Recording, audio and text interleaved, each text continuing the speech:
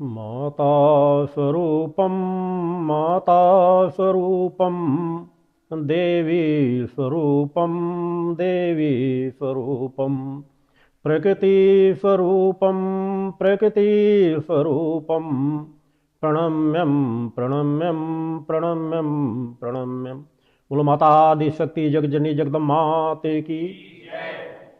इस पवित्र तीर्थ स्थल दिव्य धाम से अपने समस्त चेतनांशों, शिष्यों, माँ के भक्तों, श्रद्धालुओं एवं समस्त धर्म प्रेमी विश्व जनमानस को अपने हृदय में धारण करता हुआ माता आदि शक्ति जगजननी जगदम्बा का पूर्ण आशीर्वाद प्राप्त करता हुआ अपना पूर्ण आशीर्वाद आप समस्त लोगों को समर्पित करता हूँ। आज महत्वपूर्ण दिवस भी है, विवेकानंद जयंती भी है। हर क्षण महत्वपूर्ण होता है, हर दिन महत्वपूर्ण होता है यदि हम उसे सार्थक बनाना चाहें। हर महापुरुषों से हमें कुछ ना कुछ सीखने का प्रयास करना चाहिए और वर्तमान समय में जो एक विचारधारा पूरे जिस विश्व जनमानस को दिशा प्रदान कर रही है, उस विचारधारा में बढ़ते हुए स्वयंसेवी कार्यकर्ता जिस तरह कार्य कर रहे हैं, उन सभी बिंदुओं पर मैं आज संक्षिप्त प्रकाश डालता हुआ कुछ और महत्वपूर्ण बिंदुओं पर जनमानस का ध्यान आकर्षित करूंगा। यह यात्रा जो पिछले अगर ये कह दूँ 50 वर्षों से चल रही है मेरे साधनात्मक जीवन की, और इस दिव्य धाम शक्ति धाम की 28 वर्षों से चल रही है यात्रा, एक समाज में नवीन परिवर्तन डालती चली जा रही है। कहने की आवश्यकता नहीं, मैंने समाज में जिस लकीर को खींचा है उस लकीर को ना मिटाने की किसी की क्षमता है और ना वैसी लकीर खींच पाने की किसी की क्षमता है। आज यदि यह आवश्यकता ही न होती तो मेरे आने की समाज में आवश्यकता भी न पड़ती। एक ऐसी यात्रा जिस यात्रा को संपन्न करने की सामर्थ्य मैंने पूर्व में ही अनेकों बार कहा है, आज वर्तमान समय में समाज में किसी के पास भी नहीं है। सत्य कई बार कटु लगता है, कई बार वह परिचय देना समाज को कटु लगता है, क्योंकि किसी की बढ़ती हुई ख्याति देखना समाज को व्यथित कर देता है। जिनके पास वो पात्रता नहीं, जिसके पास वो क्षमता नहीं, वह समाज व्यथित होने लग जाता है। मगर हमारी यात्रा एक ऐसी यात्रा है जिसमें हमारे शिष्य, हमारे कार्यकर्ता, समाज का जो जनमानस इस विचारधारा को लेकर चल रहा है, वो अपनी गति से अपने रास्ते पर बढ़ता चला जा रहा है। वर्तमान की जो भी परिस्थितियां, उन क्षेत्रों पर मेरे द्वारा समाज में अनेकों मंचों से अनेकों बार अनेकों क्षेत्रों के विषय में अनेकों प्रकार की जानकारियां समाज को समय समय पर दी जाती रही हैं। सर्वप्रथम मैं अपने कार्यकर्ताओं से चाहूँगा कि कार्यकर्ता अपने लक्ष्य पर अडिग रहें, अपने रास्ते पर सतत बढ़ते रहें। एक महत्वपूर्ण दिवस हमारे सामने 23 जनवरी के रूप में, स्थापना दिवस के रूप में आ रहा है। 28 वर्ष पूरे हो जाएंगे 23 जनवरी को।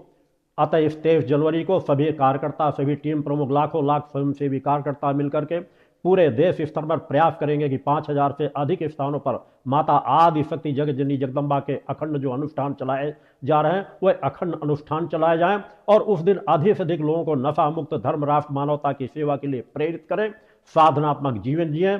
23 जनवरी के स्थापना दिवस को एक साधनात्मक स्वरूप दें। 23 जनवरी को बहुत बड़ा कार्यक्रम आश्रम में नहीं किया जाता, मगर आश्रम में जो महत्वपूर्ण कार्यक्रम होते हैं, सामूहिक योग भारती विवाह पद्धति से शादी का कार्यक्रम जो है, शादियों के कार्यक्रम होते हैं, उस कार्यक्रम में जुड़ने वाले यहाँ उपस्थित हो जा सकते हैं। दौड़ प्रतियोगिता आज के जो कार्यक्रम किए जाते हैं उनसे संबंधित प्रतिभागी यहाँ पर सम्मिलित हो सकते हैं, जो सतत हर वर्षों से सतत यहाँ पर चलाया जा रहा है।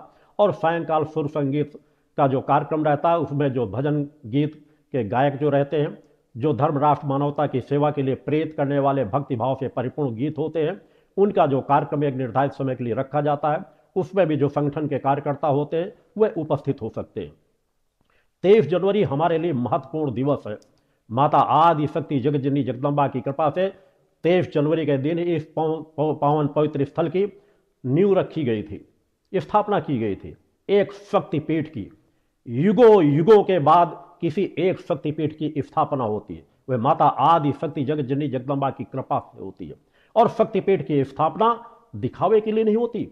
आश्रमों की स्थापना तो अनेकों होती रहती है, जब शक्तिपीठ की स्थापना होती है तो उसका प्रभाव समाज में सहज भाव से नजर आता है, एक परिवर्तन नजर आता है, पूरे समाज में एक परिवर्तन नजर आता है। और उस स्थल से एक दो नहीं, लाख दो लाख नहीं, करोड़ों करोड़ों लोग चेतना प्राप्त करके एक नई विचारधारा को लेकर के समाज में परिवर्तन डालने का कार्य करते हैं। समाज में ज्ञान देना मात्र पर्याप्त नहीं होता। समाज की जो परिस्थितियां होती हैं, अगर लग रहा है कि समाज की वो परिस्थितियां दिशा विहीन हो चुकी हैं, तो उन दिशा विहीन लोगों को किस तरह से दिशा दी जाए, उस दिशा में कार्य करने के लिए समाज सुधारक के रूप में कार्य करना समाज में बहुत कठिन कार्य होता है। मेरे स्वयंसेवी कार्यकर्ता आज उसी कार्य में लगे हुए हैं। मेरे स्वयंसेवी कार्यकर्ता ही मेरा मान, सम्मान और स्वाभिमान है, जो सेवा और निष्ठा की पराकाष्ठा को लेकर के, आत्म कल्याण और जन कल्याण की पराकाष्ठा को लेकर के समाज सेवा के कार्यक्रम में सतत रत रहते हैं, जो अपने जीवन की जिम्मेदारियों कार्यों को भी करते हैं और हर पल परोपकार के कार्यों में लगे रहते हैं। आत्म कल्याण और जन कल्याण की जो महत्वपूर्ण विचारधारा दी गई है, उस महत्वपूर्ण विचारधारा में लेकर के वर्तमान काल में भक्ति मानव कल्याण संगठन के कार्यकर्ता जिस विचारधारा को लेकर कार्य कर रहे हैं, मुझे इस बात कहने में कोई आपत्ति नहीं है कि आज विश्व में एक भी ऐसा संगठन नहीं है जो संगठन भक्ति मानव कल्याण संगठन के समकक्ष खड़ा हो या भक्ति मानव कल्याण संगठन के तरह कार्य करने की क्षमता रखता हो। परिवर्तन सहज भाव से नहीं आते, समाज सुधार सहज भाव से नहीं आता, जड़ों को सींचना पड़ता है। अपने आप को परोपकारी बना करके, अपने आप को त्यागी बना करके समाज के बीच कार्य करना पड़ता है। डोर टू डोर जा करके कार्य करना पड़ता है। केवल प्रचार प्रसार से, हो हल्ला मचाने से, इससे समाज में परिवर्तन नहीं आता। मेरे स्वयंसेवी कार्यकर्ता पिछले 25 वर्षों से दिन रात एक कर रहे हैं और करोड़ों करोड़ों लोगों के जीवन में उन्होंने परिवर्तन डाला है। आज लाखों लाख स्वयंसेवी कार्यकर्ता अपना तन मन धन समर्पण करके धर्म राष्ट्र मानवता की सेवा के लिए कार्य कर रहे हैं और धीरे धीरे कार्य करने वाले लोगों को तैयार कर रहे हैं। ये एक ऐसा प्रवाह है जो कम से कम समय में, इतने कम समय पे माता आदि शक्ति जगत जननी जगदम्बा की कृपा से ही चल रहा है। मेरे नित्य के एकांत की साधनाएं जो पिछले, अगर मैं कह दूं, अगर 4-5 साल अपने जीवन के निकाल दूं, सौभाग्य से मुझे ऐसा परिवार मिला जो एक धर्मनिष्ठ ब्राह्मण परिवार मिला, जहां बचपन से ही माता पिता पूजा पाठ पूरा परिवार साधनात्मक जीवन जीने वाला था। उस परिवार में रहकर के बचपन से आध्यात्मिक जीवन जीने की यात्रा प्राप्त हुई। मात्र 9 वर्ष की उम्र की अवस्था से मैंने साधनात्मक क्रमों को अपनाना प्रारंभ कर दिया था और महत्वपूर्ण साधनाओं का क्रम पढ़ते पढ़ते शिक्षा भी प्राप्त करता था और अपनी नित्य की साधनाएं भी पूर्ण करता था। अपनी अखंड साधनाओं को करते हुए मैंने एक निर्धारित अवस्था को प्राप्त करके, मैं चाहता तो बचपन से मुझे ज्ञान था मैं कौन हूं, मैंने अज्ञानता का एक दिन का भी जीवन नहीं जिया, मगर मैं अपने लक्ष्य पर सतत लग करके कार्य किया। मैंने अपने आप को कभी प्रचार प्रसार के रास्ते में डालने का प्रयास नहीं किया। कई बार समाज के लोग इस बात को लेकर के भटकने लग जाते हैं कि शायद योगीराज सतपुरुष जी महाराज द्वारा अपने प्रचार के लिए शायद कुछ बातें कही जाती होंगी। मैं उन समस्त लोगों को अवगत कराना चाहता हूं कि मेरे जीवन की यात्रा बचपन से लेकर के आज तक देखें, बचपन से लेकर आज तक किए गए समाज के बीच कार्यों को देखें, मेरी निष्ठा विश्वास समर्पण से की गई उस परम सत्ता की आराधना के पक्ष को देखें। ये इसके लिए नहीं, मैं इस सत्य को बार बार इसलिए कहता हूं कि मुझे जानने की सामर्थ्य वर्तमान में किसी के पास नहीं है। यदि मुझे जानने की सामर्थ्य होती तो आज वह समाज जो अज्ञानता के चक्कर में उलझा हुआ है, वह बढ़ करके एक दूसरा रास्ता तय कर रहा होता। मेरी विचारधारा को जानने वाले, मेरी सामर्थ्य को जानने वाले मेरे शिष्य ही हो सकते हैं, जो निष्ठा विश्वास समर्पण के साथ उस यात्रा को तय करके उस यात्रा में आगे बढ़ेंगे। यह यात्रा सामान्य यात्रा नहीं है। एक योगी की यात्रा सामान्य यात्रा नहीं होती। परम सत्ता किसी को शक्तिपीठ की स्थापना करने की सामर्थ्य प्रदान करे, आशीर्वाद प्रदान करे, यह सामान्य यात्रा नहीं होती। समाज जिस गति से बहता चला जा रहा था, उस गति पे बहाव के गलत दिशा में बढ़ने वाले समाज को रोकने के लिए इस पंच ज्योत शक्ति सिद्धाश्रम की दिव्य धाम की परम धाम की स्थापना इस भूतल पर की जा रही है। यह वह स्थल है जिसे अंधियारी के नाम से जाना जाता था। आज यहाँ का कण कण चैतन्य है। आज यहाँ का हर कण कण चैतन्य होकर अपनी ऊर्जा का प्रभाव समाज में दिखा रहा है, जहां करोड़ों करोड़ों लोग आकर के जिस पवित्र स्थल से लाभान्वित हो रहे हैं, जहां मां का अखंड गुणगान पिछले 27 वर्षों से चल रहा है, 28 वर्ष पूर्ण हो जाएंगे। आज इस यात्रा को सामान्य यात्रा के रूप में लेकर के आंकलन करने वाले उन लोगों के लिए अगर कुछ कहा जाए तो शायद उन्हें आपत्ति नजर आएगी। मेरी मर्यादाएं हैं, मेरी अपनी स्थिति है, मगर फिर भी आज कम से कम आज के क्षणों में मैंने उन्हें सत्य का पुनः एक बार एहसास अवश्य कराऊंगा। यह सामान्य यात्रा नहीं है। इस यात्रा को समझने के लिए साधक बनना जरूरी है। इस यात्रा के माध्यम से समाज को केवल भक्त नहीं बनाया जा रहा, केवल शिष्य नहीं बनाया जा रहा। मैं पुनः उस यात्रा को तय कर रहा हूं जिस यात्रा के माध्यम से साधक और साधिकाएं तैयार की जा सके, ऋषि और ऋषिकाएं तैयार हो सके। उस विचारधारा को लेकर के शक्ति साधक और शक्ति साधिकाओं का निर्माण किया जा रहा है। समाज में वह परिवर्तन आ रहा है। हां, मुझ में आवाहन करने की क्षमता है कि मैं आज कलद्राओं में छिपे हुए उन ऋषियों मुनियों का भी आह्वान कर सकता हूं, कि उन ऋषियों मुनियों का आह्वान करके भी इस समाज की माताओं के गर्भ में जन्म लेने के लिए बाध्य कर सकता हूं। और वह यात्रा मेरे द्वारा तैयार कराई जा रही है, वह यात्रा मेरे द्वारा तय की जा रही है। अगर देखना है तो एक नहीं, वर्तमान में ऐसे सैकड़ों बच्चों के नाम, पते और स्थान दे सकता हूं। जाकर के बड़े बड़े ज्योतिषाचार्यों को का आह्वान करता हूं, आए देखें, उनकी जन्म कुंडली देखें, उनकी पात्रता को देखें। अगर लगने लगे कि आज के भूतल में उनके पास जो पात्रता है वह अन्य किसी के पास नहीं, तो उस बात को समझने की कोशिश करेंगे। मेरी यात्रा को जानने की सामर्थ्य किसी में नहीं है। बार बार कह रहा हूं, जिस दिन मेरी यात्रा को समझ जाएंगे उनका सर्व जीवन ही बदल जाएगा। वो अपने घरों में बैठे नहीं नजर आएंगे, वो इस पवित्र धाम में आकर के नाक रगड़ने के लिए बाध्य हो जाएंगे। यह यात्रा सामान्य यात्रा नहीं चले, माता भगवती आदि शक्ति जगजननी जगदम्बा की यात्रा, इस यात्रा को सामान्य यात्रा समझा जा रहा है। एक ऋषि मुनि सामान्य स्थितियों पर अपने ऋषित्व की जीवन को जीता है। आज जिस तरह की मानसिकता के अनेकों बार मैं सुनता रहता हूं, बीच बीच में मेरे द्वारा विशेष इन चीजों में समय दिया ही नहीं जाता, मेरे पास समय ही नहीं है। मगर जब शिष्यों द्वारा मुझे अवगत कराया जा रहा है कि आज जिस तरह की बातें उठाई, आज जिस तरह की बातें उठाई जा रही, ये पहले भी उठती रही, वर्तमान में उठती रहेगी और भविष्य में उठती रहेगी। इसलिए मैं जो भविष्य में पहले उठ चुकी है उनके लिए, वर्तमान में और जो भविष्य में उठ रहे हैं उन्हें फिर भी एक बार आगाह करना चाहता हूं कि विवेक से अपने मन मस्तिष्क को एकाग्र करके आज की भी मेरी बातें सुनना और समझने का प्रयास करना। यह यात्रा, जिस यात्रा को सामान्य यात्रा कह दिया जाता है, अनेकों लोग जिस विचारधारा का जीवन जीते हैं, उस विचारधारा के जीवन में जी करके जिस तरह वो समाज को भटका रहे हैं, जिस तरह वो समाज को छल रहे हैं, सामान्य सा ज्ञान प्राप्त करके, कुछ पुस्तकों का, कुछ ग्रंथों का ज्ञान प्राप्त करके अपने आप को सोते हम ज्ञानी व्यक्ति हो गए। मैं मानता हूं ऐसे लोग सिर्फ अज्ञानी होते हैं, जो ज्ञान को प्राप्त करके सत्य को न समझ सके। आज वह लोग जो सामान्य सा ज्ञान प्राप्त कर लेते हैं, वह ज्ञान प्राप्त करने वाले किसी लेक्चरर, प्रोफेसर से, डॉक्टर, इंजीनियर से पूछा जाए तुम काखा गाघा ABCD जानते हो, इससे बड़ी महामूर्खता और कुछ नहीं होगी। मैं उन महामूर्खों के बातों का जवाब देने के लिए नहीं उपस्थित हुआ हूं, मैं अपने शिष्यों का मार्गदर्शन करने के लिए भी आज उपस्थित हुआ हूं और चेतावनी देने के लिए आज जरूर उपस्थित हुआ हूं कि उन्हें सुधर जाना चाहिए, संभल जाना चाहिए। अन्यथा एक नहीं, मेरे अनेकों मंचों में 2500 साल से की गई भविष्यवाणियां, 2500 साल से दिए जा रहे चिंतन कि मैं धीरे धीरे अधर्मी अन्यायों का धरातल खिसका दूंगा। आज अडंबर में पूरा धर्म का प्रवाह चल रहा है, इस बात से इनकार नहीं करता। आज समाज में अनेकों अच्छे कथावाचक हैं, सारगर्भित चिंतन देते हैं, साधक हैं, साधिकाएं हैं, ऋषि मुनि हैं, संत हैं, मगर वह एक सही विचारधारा को लेकर के चलते हैं। सामान्य सी बात सोचने पर समझ में आ सकती है। जिस इस यात्रा में लगातार आज पिछले कुछ दिनों से अनेकों लोगों द्वारा, कुछ लोगों द्वारा, कुल गिने चुने लोग हैं जिनके पास कोई ज्ञान नहीं है, जो साधनात्मक क्षमता को नहीं रखते, चंद पुस्तकों को रट चुके हैं, उनके द्वारा निरर्थक लाभ किया जा रहा है। और ऐसी बातों को लेकर अगर वह विवेकवान होते, समाज सहज भाव से समझ सकता है कि जो पत्रिका 15 सालों से इस तरह के प्रचार, गंदे प्रचार, एक पत्रिका को प्रकाशित करके गंदे प्रचार किए जा रहे हैं, किस चीज के लिए किए जा रहे हैं। अगर कोई विवेकवान व्यक्ति होता, पढ़ा लिखा व्यक्ति होता, जरा सा सामर्थ्यवान व्यक्ति होता, धर्म का ज्ञान रखने वाला व्यक्ति होता, तो उस पुस्तक को हाथ में देखते ही वह समझ जाता कि पुस्तक पूरी असत्य पर आधारित है, किसी को बदनाम करने के लिए प्रकाशित की गई, कहने की आवश्यकता न पड़ती।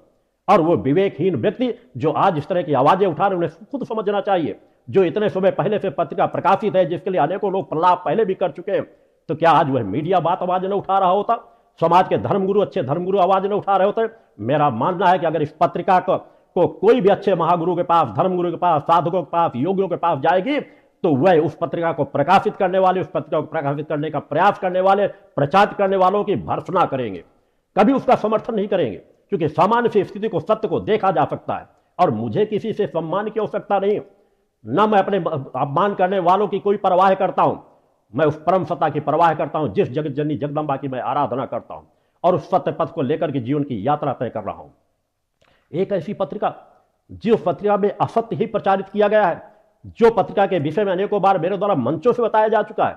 आज कुछ ऐसे लोग जिनका स्वभाव ही होता है गंदगी की ओर बढ़ना, सुबह खोले जाते हैं बाड़े से, वो गंदगी की ओर ही दौड़ेंगे, उनका स्वभाव ही है। जो सुअर की औलादे होते हैं, आज ये शब्द कहने में मुझे आपत्ति नहीं हो रही, सुअर का सहज स्वभाव होता है, वो गंदगी की ओर दौड़ेगा, सत्य की ओर नहीं दौड़ेगा। बाड़े से सुबह खोला ही गया, वो गंदगी की ओर जाएगा, गंदगी ही खाएगा, गंदगी ही उगलेगा, इसके अलावा उसके जीवन का और कोई रास्ता नहीं रहता। उस तरह के लोग जो सत्य को समझना ही नहीं चाहते, वो सत्य को क्या समझ सकेंगे?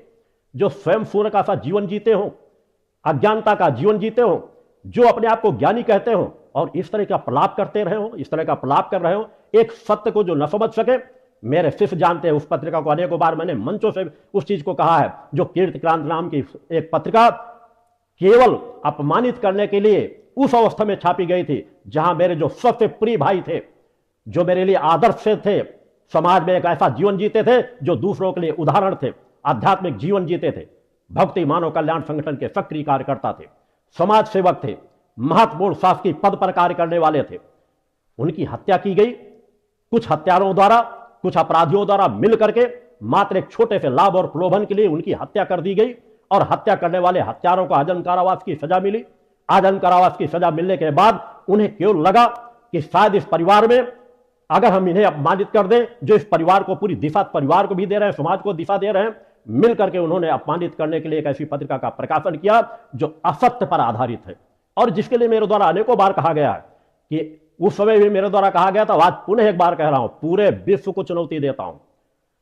1 करोड़ नहीं 5 करोड़ इनाम की घोषणा करता हूं और किसी के दान के दिए हुए पैसे से नहीं, अपने कर्म से उपार्जित धन की जो मेरी अपनी पूंजी है, उस पूंजी के तहत कह रहा हूं कि 5 करोड़ का इनाम दूंगा अगर उस पत्रिका में लिखे हुए प्रकाशन को सत्य साबित कर दे कि हाँ वह पत्रिका का प्रकाशन है जो सही है, जो प्रकाशन किया गया है, तो मैं 5 करोड़ रुपए का इनाम देने के लिए उनको तत्पर हूं।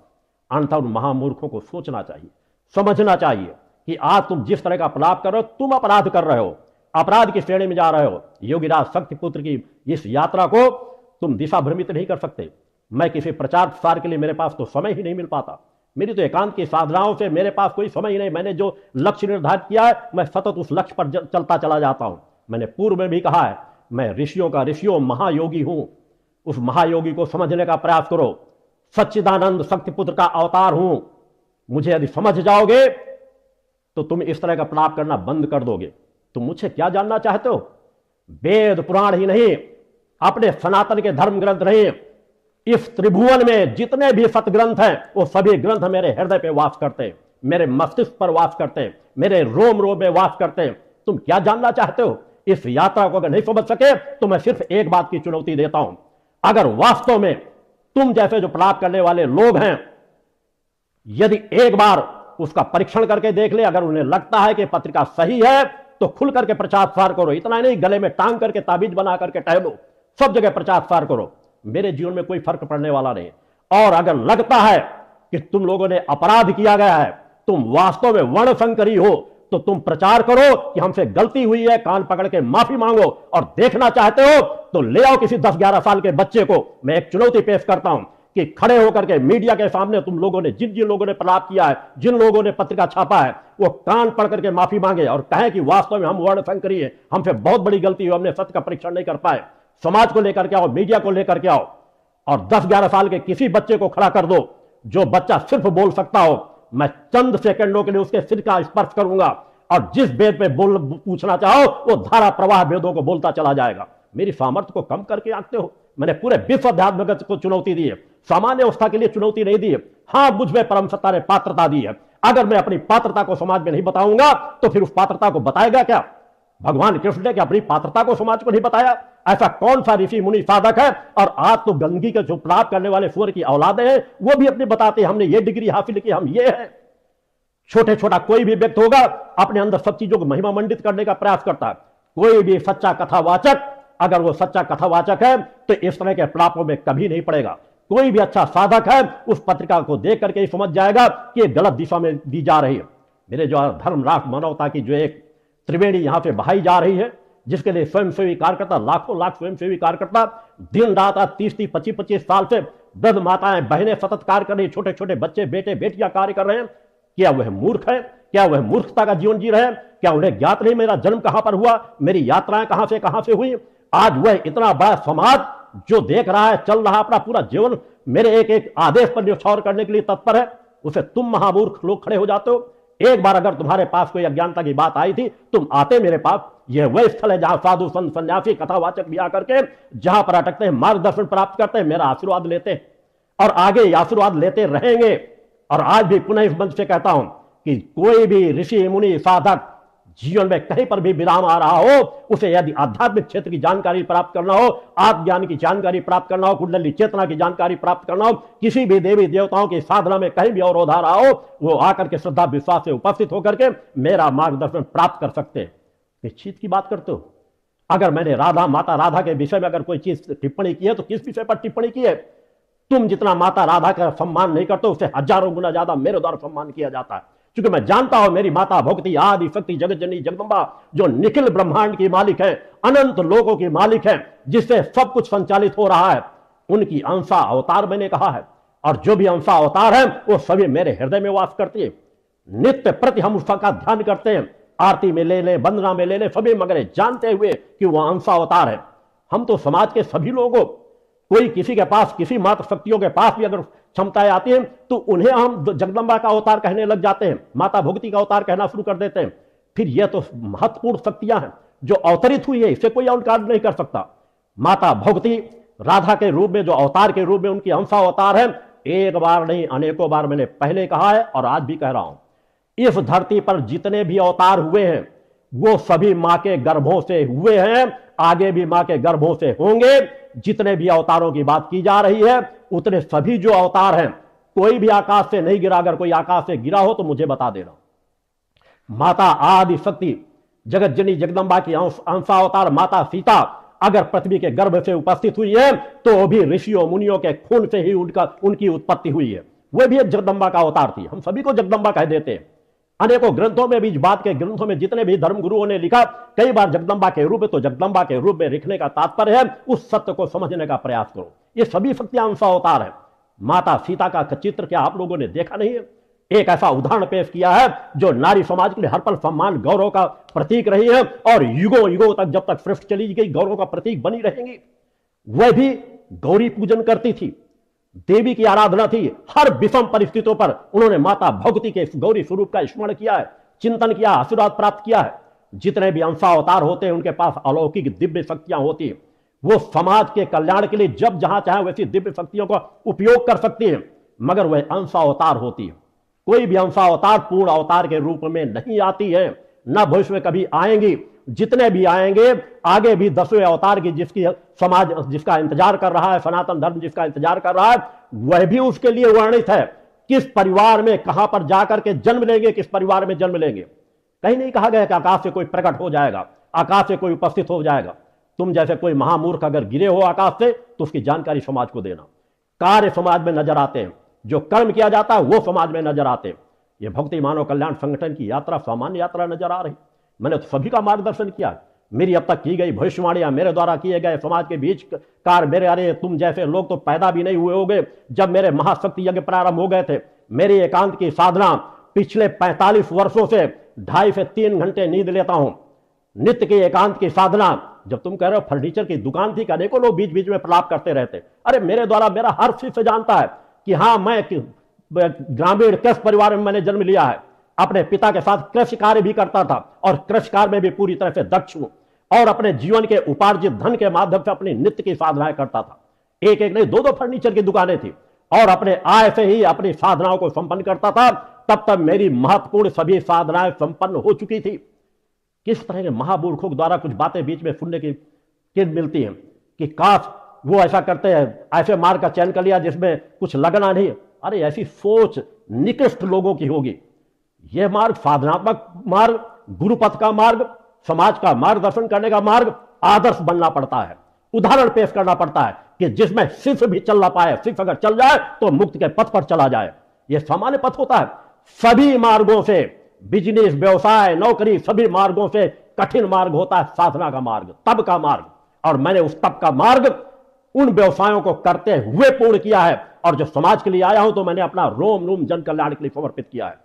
दान के दिए हुए पैसे से, महामूर्खों, तुम जैसा दान के दिए हुए पैसे से अपना जीविकोपार्जन नहीं करता।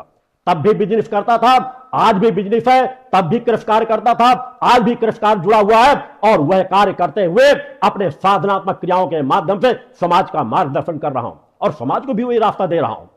समाज को धर्म, राष्ट्र, मानवता की ओर प्रेरित कर रहा हूं। जहां आज समाज की दिशा में सैकड़ों सैकड़ों कथावाचक आज समाज को दिशा भ्रमित कर रहे हैं। किस दिशा में जा रहे हो? तुम्हारी नींव ही, मैं हर कथावाचकों की नहीं कहता, अनेकों साधु संत हैं जो कथावाचक का कार्य करते हैं, अनेकों साधिकाएं हैं, अनेकों प्रकार के लोग हैं जो कहीं समाज में दिशा दे रहे हैं, कोई किसी प्रकार की सेवाएं कर रहा है, कोई समाज सेवा के कार्यों में लगा है। उदाहरण पेश कर रहे हैं, मैं उन कथावाचकों की बात नहीं करता। कथावाचक अनेक होते हैं जो समाज में मगर आज मैं 75% उन कुकुर मुत्तों की बात कह रहा हूं तो जगह जगह केवल अपने मान सम्मान के लिए थोड़ा सा पढ़ लिए और कथाएं करना शुरू कर दिए। उनके पास कोई ज्ञान नाम की चीज नहीं होती और कह देते हम कथावाचक हैं। नाच गाना रास रंग, मैं इसीलिए आज भी विरोध करता हूं। यह माता राधा का अपमान है जिसे तुम राधा रानी कहते रहते हो। राधा रानी के जीवन को कितना बताए हो? मेरे द्वारा एक बार नहीं अनेकों बार कहा गया है कि अपमानित किया जाता है राधा रानी को। माता सीता का स्वरूप जहां पर विफसित होता है, मां के प्रभु श्री राम के भक्त माता सीता के भक्तों ने एक उदाहरण पेश किया है। माता सीता का माता राम के चरित्र को तुलसीदास जी को ले लिया जाए, वाल्मीकि जी को ले लिया जाए, उन्होंने वह सत्य उभार करके रखा है। माता राधा रानी के लिए आप लोगों ने क्या सत्य उधार कर रखा है? क्योंकि आप लोगों की मानसिकता व्यवसायिक बन गई। राधे राधे जपो, दूसरों का माल हजम करते चले जाओ। राधे रानी के लिए आपने किया ही क्या है? मैं वही कह रहा हूं, अगर राधा रानी का सच्चा भक्त हो तो उसे कम से कम समाज में यह सत्य जानकारी देना चाहिए कि राधा रानी ने कितना जीवन समाज कृष्ण के साथ व्यतीत किया है, कितना जीवन रास रंग के वातावरण में। जिस रास की तुम बात कहते हो उस रास का ज्ञान तुमसे अधिक मुझे है, मगर समाज के युवाओं के सामने तुम क्या पेश कर रहे हो? किस तरह की तस्वीरें लगाई जा रही हैं, बाल बालाओं को लिवा करके डांस कराया जा रहा है, भगवान कृष्ण के महान व्यक्तित्व को जीरो में किया जा रहा है। कहा क्या जाता है, हमारी राधा जी के इच्छा के बिना कान्हा तो 1 इंच भी इधर उधर पैर नहीं रख सकता। अरे महामूर्खो, कितना तुमने समझा है उस कान्हा को जिसके एक बांसुरी के वादन से जड़ चेतन और जीव आकर्षित होकर के खिंच करके चले आते थे। राधा रानी भी चली आती थी। क्या राधा रानी के कहने से ही उन्होंने अपनी जीवन की यात्रा तय की है? उन यात्रा को बताओ, मैंने इसीलिए कहा है, समाज को नहीं बताया जा रहा। युवा आते हैं, मुझसे जुड़े लोग आते हैं, मुझसे पूछते हैं कि राधा रानी के विषय में क्या 9-10 साल की उम्र तक की अवस्था का ही गुणगान किया जाता रहेगा? उन्हें पूरी जीवन की यात्रा में क्या की? अरे तुम्हारे बड़े बड़े कथावाचक भटकते हैं, कोई कह रहा राधा जी ने कहीं शादी की, कोई कह रहा कहीं शादी की। इस अज्ञानता में समाज को दिशा देने वाला कोई राधे का भक्त तो आएगा, कोई तो उभर करके आए जो समाज में माता राधा के बारे में स्पष्ट वर्णन करे। ये महान शक्तियां हैं, इन महान शक्तियों को सामान्य क्रम में लेकर के तो अपनी कथाएं कहने और जीविकोपार्जन सामान्य का जीवन जी करके उनका उपयोग न करो। उन शक्तियों को उदाहरण दो जिसे समाज उन आदर्शों का पर चल सके, बता सको कि माता आदि शक्ति जगत जननी राधा रानी किस लिए जन्म लिया था, उन्होंने क्या कार्य किया, समाज को क्या उपदेश दिया, क्या मार्गदर्शन दिया। हमारे जितने देव पुरुष आए हैं, जितनी देव शक्तियां आई हैं, उन्होंने समाज को एक दिशा दी है, एक मार्ग दिया है, एक उपदेश दिया है, किस तरह का जीवन जीना, किस तरह का जीवन नहीं जीना। उनके जीवन की पूरी यात्रा गुजरी है। केवल काल्पनिक कथाएं एक के बाद यदि मैं उन काल्पनिक कथाओं का भंडाफोड़ करना शुरू कर दूंगा तो तुम्हारी जड़ें हिल जाएंगी कथावाचकों की। जहां कहीं पर भी कोई आधार नहीं मिलेगा तुम मुझसे पूछते हो। अरे महामूर्खो, यह तुम थोड़ा सा मार्कंडेय ऋषि का ही अध्ययन कर लिए होते, उनके द्वारा लिखित ग्रंथों का अध्ययन कर लिए होते, दुर्गा सप्तशती का ही अध्ययन कर लिए होते, जिससे महान कोई ग्रंथ है नहीं, जिसके एक एक श्लोक में पूरी सृष्टि समा जाएगी। क्योंकि माता आदि शक्ति जगत जननी जगदम्बा के लिखे हुए शब्द है, माता आदि शक्ति जननी जगदम्बा के लिए लिखे गए हैं। एक एक श्लोक में पूरी सृष्टि का विस्तार जुड़ा हुआ है। उसको यदि समझने का प्रयास करते हो, एक एक चीजों को उठा करके बस उसका वर्णन करना शुरू कर दो, आगे पीछे कोई अध्ययन न करो, सृष्टि के बारे में अध्ययन न करो कि ब्रह्मा क्या है, विष्णु क्या है, महेश क्या है, महासरस्वती क्या है, महालक्ष्मी क्या है, महाकाली है क्या है, इनकी दिव्यता का न समझ सको। और इस तरह के अनेकों लोक कौन से हैं और किन लोगों की कौन सी शक्तियां, सब लोगों का संचालन कौन कर रहा है? केवल गोलोक धाम से संचालन। गोलोक धाम तो एक धाम है, वो भी उसी क्रम से जुड़ा हुआ है। इस तरह के अनंत लोगों में योगी राज सख्तपुत्र आज पुनः एक बार कहता है, मैं सच्चिदानंद हूं और सच्चिदानंद हर लोकों में, हर काल में, हर जगह मौजूद रहता है। तुम एक लोक की बात कहते हो, और इसीलिए मैंने चुनौती दिया है कि अगर किसी के अंदर पात्रता है आज वर्तमान में तो मैं स्वागत करूंगा। किसी के पास ध्यान में जाने की, कथाएं सुन करके, थोड़ी सी चीजों को सीख करके काल्पनिक चीजों में अपने आप को समाहित कर देते हो। किसी के पास ध्यान में बैठने की सामर्थ्य है, किसी के पास अपना ध्यान लगाने की सामर्थ्य है, किसी के पास वाक शक्ति है, किसी के पास साधनात्मक ऐसी क्षमता है जिस क्षमता के माध्यम से वो कह सके कि मैं जो भी अव्यवस्थित कोई चीज है, किसी कार्य को कर सकता हूं अपनी वाक शक्ति के बल पर। किसी असाध्य से असाध्य रोगी को मैं ठीक कर सकता हूं अपने चेतना तरंगों के बल पर। नहीं कर सकते तो वह करने की सामर्थ्य परम सत्ता ने मुझे दी है और उसका प्रमाण मैंने समाज को दिया है। मैं समाज में अपने आप को प्रचारित करने के लिए अगर कार्य कर रहा होता तो मेरी दिशाएं कुछ दूसरी होती। आज मेरे जो रास्ते हैं मैंने समाज के बीच बढ़ने के पहले उन सब चीजों के प्रमाण 8 महाशक्ति योगों के माध्यम से दिए और फिर भी उसके बाद कहा है कि सनातन की रक्षा के लिए, धर्म की रक्षा के लिए अगर कोई एक ऐसा आयोजन होता है तो कोई भी एक कार्य, 2 कार्य ऐसे कार्य लाकर रख दिए जाए जिससे वह समाज समझ सके कि ऐसा कार्य करने वाला कोई महायोगी ही हो सकता है, कोई तपस्वी ही हो सकता है। ये सामान्य तप की यात्राएं अगर आप लोगों को समझ में नहीं आ रही तो आप लोगों का दुर्भाग्य है। यदि आप उस विचारधारा को नहीं समझ पा रहे, उस बात को नहीं जान पा रहे तो यह आपकी कमजोरी होगी, मेरी कमजोरी नहीं। मैं आज भी कहता हूं अच्छे कथावाचक भी हैं, सार गर्भित चिंतन देने वाले हैं। अनेकों ऐसे कथावाचक हैं जो नाचने से मना करते हैं अपने सामने। वो कहते हैं भजन गाओ, गीत गाओ, तालियां बजाओ। हर एक मीरा नहीं बन सकता। मीरा का जीवन पढ़ो, मीरा का जीवन देखो, मीरा जैसे लोग बन जाए तो मैं उनका स्वागत करूंगा। मगर आज जिस तरह की स्थितियां पैदा की जाती है कथाओं में वह निंदनीय है, उसे स्वीकार नहीं किया जा सकता। अगर कथावाचक केवल अपने आय का स्रोत बनाने के लिए और कुछ ऐसे लोग जो चंद लोग समाज को दिशा भ्रमित कर रहे हैं, ऐसे लोगों को दिशा देना ही पड़ेगा, आवाज उठाना ही पड़ेगा। कौन आवाज उठाएगा ऐसी चीजों के विषय में?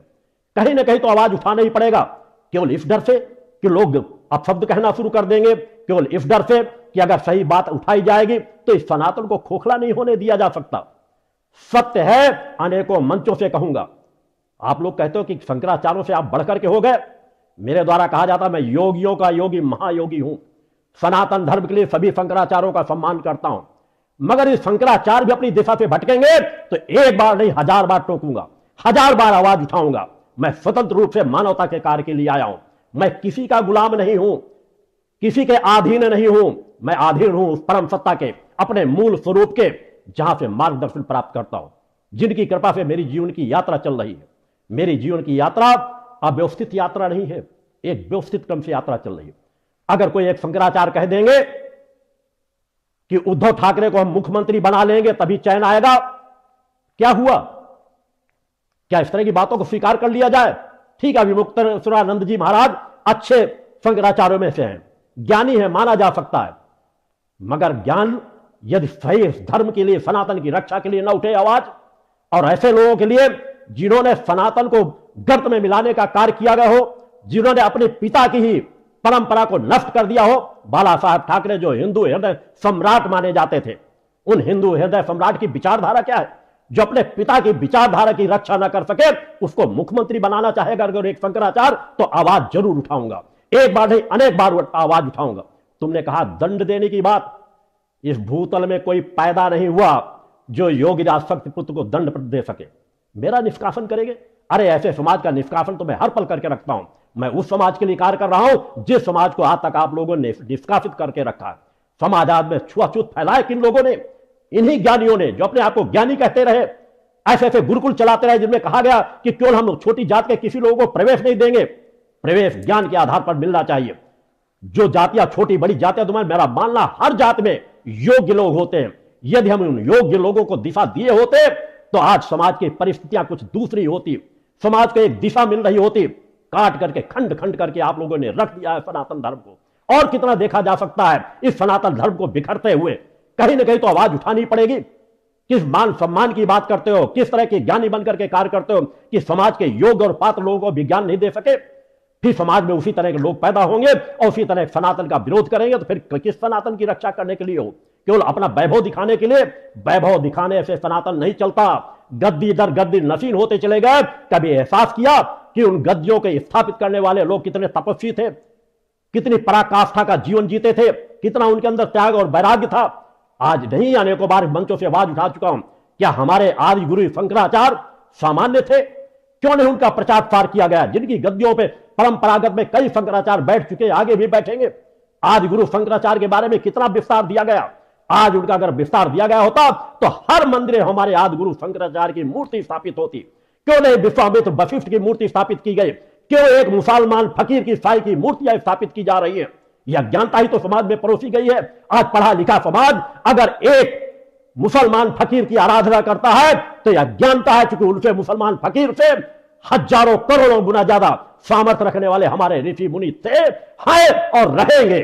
और जिसके पास सामर्थ्य ना हो वह आकर के इस पवित्र दिव्य धाम में अनुभव कर सकता है, मेरे सिद्ध साधकों से मिल सकता है। मैं अपनी साधनाएं बांट रहा हूं उन सिद्ध साधकों के माध्यम से, उन्हें चेतनावान बना रहा हूं, उन्हें ऊर्जावान बना रहा हूं, उन्हें संस्कारवान बना रहा हूं। जिसको देखना हो कि मेरा स्वरूप क्या है तो मेरे शिष्यों के पास आकर के देखे, उनके कार्य करने की क्षमता को आकर के देखे। अभी तो यह प्रथम चरण है, आने वाले समाज में हिल जाएंगी नींवें बड़े बड़े मठों में बैठे हुए मठाधीशों की। मैं राज क्षेत्र में भी कहता हूं, राजनीति क्षेत्र में भी कहता हूं, धर्म क्षेत्र में भी कहता हूं, तुम्हारा जितना विरोध करना हुआ हो इस तरह की पत्रिकाएं 100 पत्रिकाएं छपवा दो, 100 पत्रिकाएं अपने गले में लटका करके टहलो, तब भी मेरी यात्रा को रोक नहीं पाओगे। चूंकि ये यात्रा माता आदि शक्ति जगतजननी जगदम्बा की यात्रा है। माता आदि शक्ति जगतजननी जगदम्बा की कृपा के बिना शक्तिपीठ की स्थापना नहीं हो सकती। उस प्रवाह को अगर नहीं समझ सकते तो तुम जैसे सुअर की औलादें अपना कल्याण कभी नहीं कर पाएंगी। समाज को समझना है, समाज स्वयं आंकलन कर लेगा। छोटे छोटे बच्चों की उठती हुई आवाजें अगर नहीं समझ में आ रही तो आगे आने वाले समय में समाज समझा देगा। और जिसको समझना है स्वागत है, कभी भी आए, किसी समय आए। अगर इस आश्रम में आता है तो सम्मान के साथ उसको, जो भक्त बन करके आएगा, श्रद्धा विश्वास लेकर के आएगा, उसे यहां से मार्गदर्शन दिया जाएगा और सदा मार्गदर्शन दिया जाता रहा और आगे भी दिया जाता रहेगा। मेरी यात्रा साधनाओं से भरी हुई है। मेरी यात्रा को समान यात्रा कहते हो। मैं तब भी बिजनेस व्यवसाय करता था, आज भी बिजनेस व्यवसाय जुड़ा हुआ है।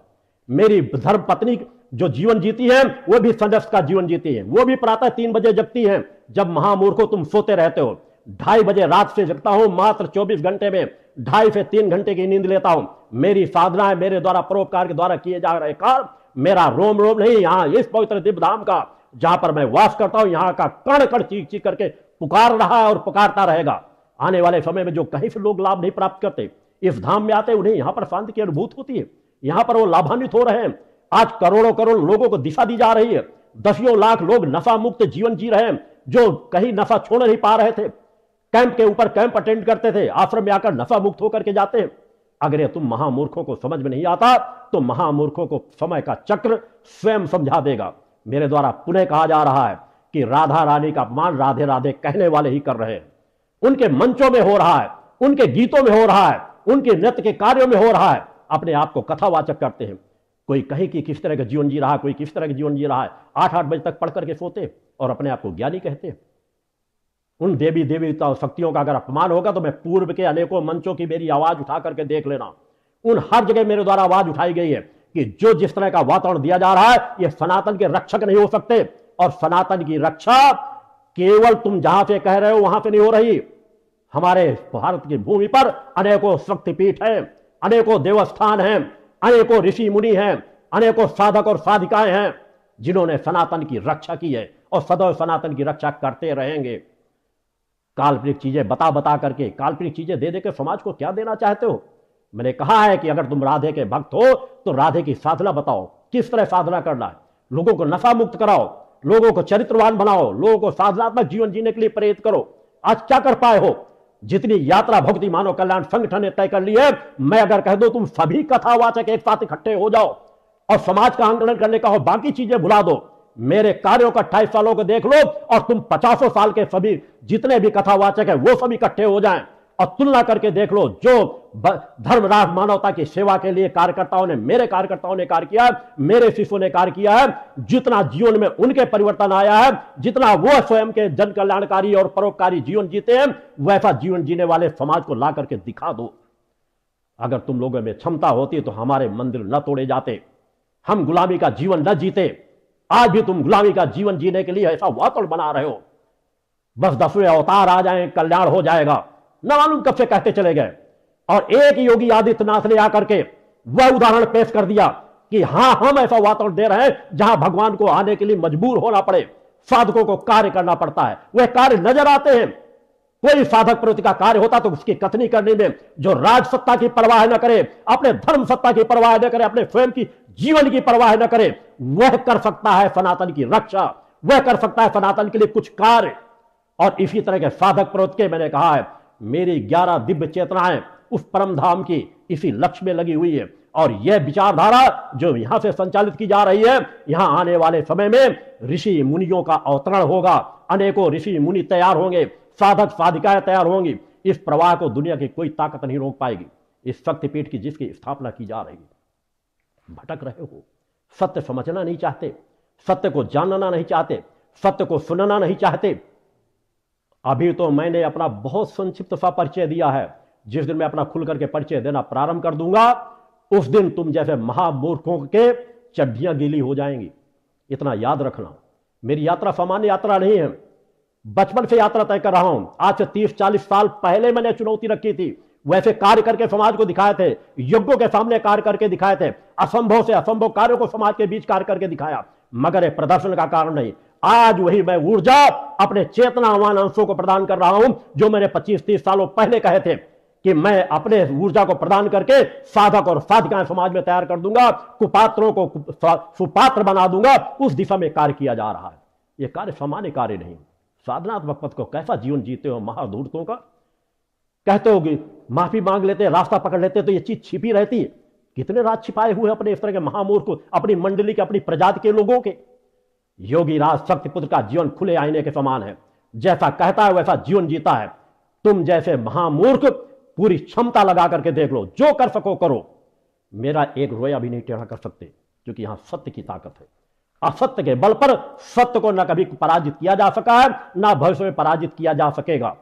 और ज्ञान की बात कहने के लिए मैंने वही चीज कहा है, मैं अंबर का सूरज हूं, तुम धरती के जुगनू हो। अब तो जुगनू कहने पे भी शर्म आती है कि जुगनू की भी पात्रता नजर नहीं आती, नाली के कीड़े हो तुम जैसे लोग। सम्मान करता हूं जो साधक हो, ज्ञानी हो, इस आश्रम में आए, भक्तों का सम्मान करता हूं, मात्र शक्तियों का सम्मान करता हूं। मगर यदि नीचता की कोई पराकाष्ठा अपनाएगा, तो उस नीचता की पराकाष्ठा को ईंट का जवाब पत्थर पे देना जानता हूं। ईंट का जवाब पत्थर पे देना यह समाज जानता है, जिसे मैंने चेतना प्रदान की है। अतः सुधर जाओ, संभल जाओ, अब भी वक्त है। माफी मांग लो, गलती तुमने की है। अगर माफी नहीं मांगोगे तो आने वाला समाज तुम्हें जवाब देता चला जाएगा, और परम सत्ता की मार को तो तुम देख भी नहीं पाओगे। और जिस पत्रिका की बात कहते हो, उन पत्रिका के जिन हत्यारों ने मेरे आदर्श, मेरे अग्रज भ्राता के हत्या की थी, उनके परिवारों से जाके मिलो जाकर के। क्या दुर्दशा उनकी हो रही है, किस बर्बादी के रास्ते में जा रहे हैं। मुझे कुछ करने की जरूरत नहीं है। मेरी एक आवाज, मेरी दिव्य दृष्टि, मेरी एक भ्रगुटी अगर टेढ़ी भी हो जाएगी, तो दंड के मार्ग खुलने प्रारंभ हो जाते हैं। तुम मुझे नहीं समझ पाओगे। मैं चेतना वालों का जीवन जीता हूं। मुझे अलग से कुछ करने की जरूरत नहीं। मैं कौन हूं इसका परिचय मैंने अनेकों बार दिया है। बार बार मुझे ना कहना पड़े, इसलिए आज पुनः आया हूं कि इस पत्रिका का जो प्रकाशन चल रहा है, जो भी अधर्म अन्याय कर रहा है, उनके खिलाफ कानूनी कार्रवाई की जा रही है। आगे भी कानूनी कार्रवाई समय के साथ होती रहेगी। मगर ऐसी पत्रिकाएं कोई भी सदपुरुष, कोई भी सदपुरुष, कोई भी ज्ञानी पुरुष देखते ही समझ जाएगा कि गलत प्रकाशित की गई। मेरे जीवन में कभी किसी का ऋण नहीं। अगर तुम परिवार के एक सदस्य का नाम लेकर के भी प्रचारित कर रहे हो, जो बचपन से ही पिता का संरक्षण छोड़ करके भग गए थे, कभी परिवार के सानिध्य में नहीं रहे, परिवार का हमेशा ऋण उनके पास रहा, बस अपने लाभ के लिए आते रहे और फिर भग करके चले जाते रहे। उन्हें मेरे द्वारा जितना सहयोग किया गया, उतना किसी के द्वारा सहयोग नहीं किया गया होगा। अभी साल भर पहले भी आकर के, अनेकों बार आकर के आश्रम में रह करके गए हैं। मैं तो सभी का कल्याण चाहता हूं, चाहे परिवार के सदस्य हो, चाहे समाज के सदस्य हो। मगर जो सत्य की विचारधारा से नहीं चल सकता, वो मुझसे को दूर चला जाता है। और जो पिता के संरक्षण में हमारा परिवार रहा है, वह सभी धर्मनिष्ठ है। परिवार, सभी समाज के लोग धर्मनिष्ठ है। परिवार, रिश्तेदार सभी जुड़ करके विचारधारा का जीवन जी रहे हैं। मैं जैसे विचारधारा का जीवन जीता हूं, वैसे विचारधारा का जीवन तुम जैसे अधर्मी अन्यायी 15 दिन भी नहीं जी सकते। यात्रा तय करता हूं, अगर आंकलन करना है तो साधक की साधनाओं के समान जीवन जी करके देखो। वह कैसा जीवन जीता है, वह कैसा पिछले 50 सालों का जीवन जीता चला आया है, पिछले 65 सालों का जीवन जीता चला आया है। तुम जैसे चर्मकार केवल मेरे रूप रंग को ही देख करके उसी का व्याख्या कर सकते हो। अंदर झांकने की क्षमता तो तुम्हें परम सत्ता ने दी ही नहीं है, तुम्हें राधा रानी ने दी ही नहीं है। क्योंकि तुम जैसे अधर्मी अन्यायों पर राधा रानी कभी कृपा कर ही नहीं सकती, तो उनके कृपा के पात्र बन ही नहीं सकते हो। जो अज्ञानता का जीवन जिए, जो एक ऋषि पर टिप्पणी करें, जो साधु संतों की वेशभूषा पर टिप्पणी करें, वे सनातन के कैसे रक्षक हो सकते हैं? वह कैसे राधा रानी उन पर प्रसन्न हो सकती है? जो एक मां के भक्त का अपमान करे, उस विचारधारा का जीवन तुम स्वयं आंकलन करो। तुम कैसा जीवन जीते हो, कैसा जीवन तुम्हें जीना चाहिए। मैंने अपनी विचारधारा अनेकों बार व्यक्त की है और व्यक्त करता रहूंगा। जिसे न समझ में आए वो डिंडौरी के शिविर में 8-9 फरवरी का अगला शिविर होने वाला है, उस शिविर में भी आ जाए। जितने उनके बिंदु श्रद्धा विश्वास से आएंगे उन सभी बिंदुओं की जानकारी मिल जाएगी। मैंने कहा है कि सभी ग्रंथ वेद पुराण मेरे हृदय में वास करते हैं। मुझे एक ऋषि स्वयं तय करता है कि समाज में मुझे किस तरह कार्य करना है, किस विचारधारा को लेकर कार्य करना है, किस भाषा को लेकर के कार्य करना है, किस तरह लोगों के बीच कार्य करना है। ऋषि किसी दूसरे के मार्गदर्शन में नहीं चलता। ऋषि स्वयं वह पथ प्रशस्त करता है जो दूसरों के लिए उदाहरण बनते हैं, जो साधक साधिकाओं के लिए प्रेरणा का रास्ता प्रदान करते हैं, जिस रास्ते में चलकर के वह रास्ता खोलता है कि जब मैं बढ़ सकता हूं आगे तो तुम स्वयं बढ़ सकते हो आगे, जब मैं अपने इष्ट के दर्शन प्राप्त कर सकता हूं तो तुम स्वयं दर्शन प्राप्त कर सकते हो। हमारे ऋषि मुनि थे, सभी अपने अपने इष्टों के दर्शन प्राप्त करते थे, उनसे आशीर्वाद प्राप्त करते थे, सूक्ष्म शरीर को धारण करने वाले थे। आज गुरु शंकराचार्य भी सूक्ष्म शरीर को धारण करने वाले थे।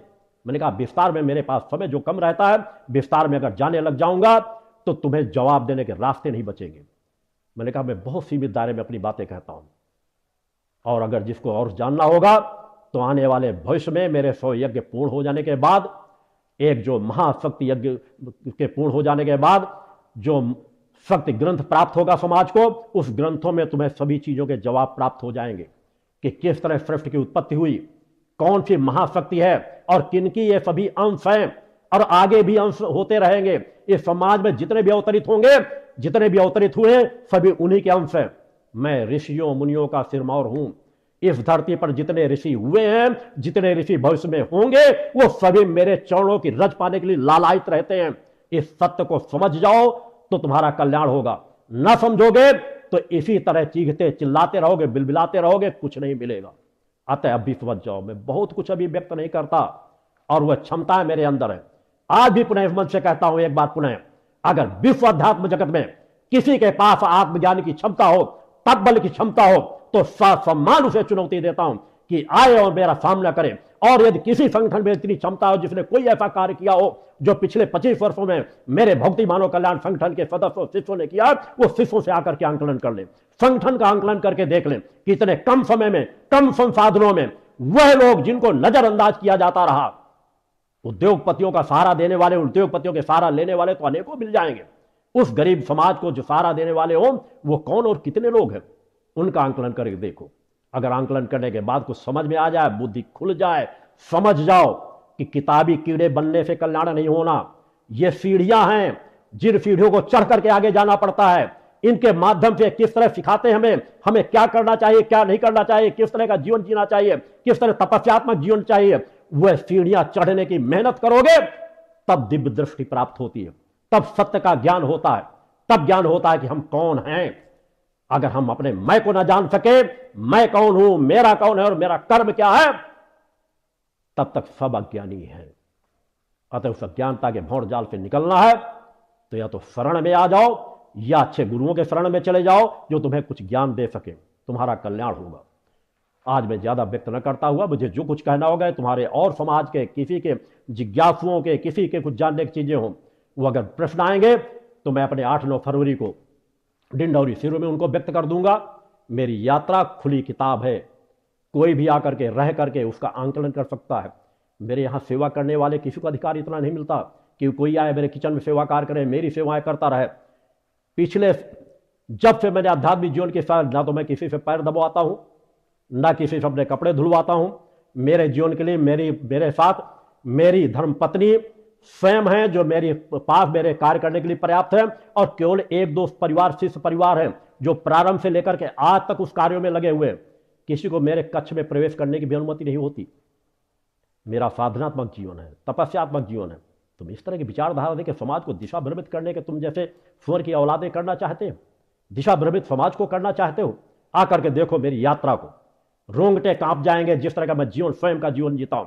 जिन संघर्षों के बीच मैंने समाज को यात्रा दी है, जिन संघर्षों, कम संसाधनों के बीच मैंने समाज को दिशा दी है, वैसी यात्रा समझ जाओगे तो तुम्हारा कल्याण होगा।